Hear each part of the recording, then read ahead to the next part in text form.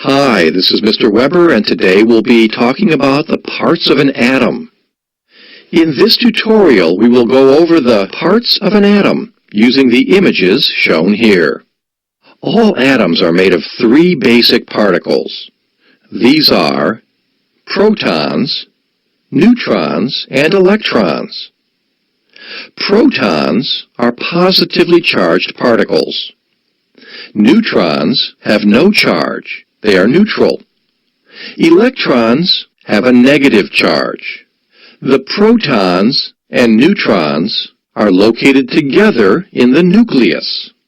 The nucleus is in the center of the atom.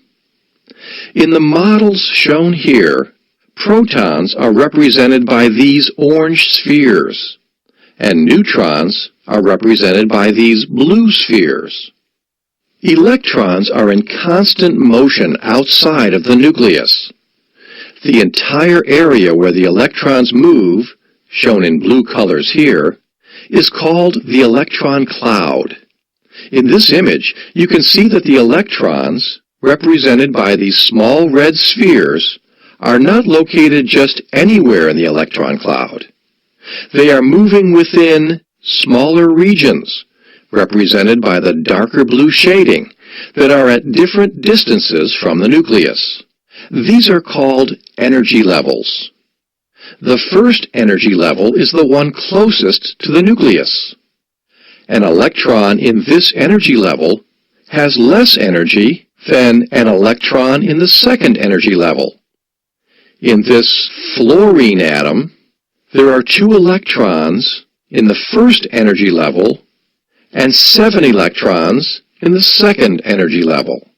Knowing how many electrons are in the highest energy level tells you how many electrons are available to bond or interact with other atoms. Electrons in the outermost energy level have the weakest attraction to the nucleus. In this fluorine atom, the 7 electrons in the second energy level can interact with or form chemical bonds with other atoms. The 2 inner electrons cannot do this. In the carbon atom shown here, there are 2 electrons in the first energy level and 4 electrons in the second energy level.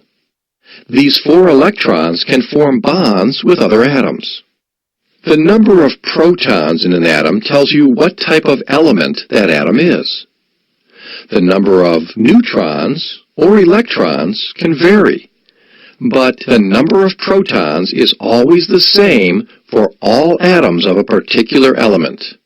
This is a fluorine atom because it has 9 protons, and this is a carbon atom because it has 6 protons.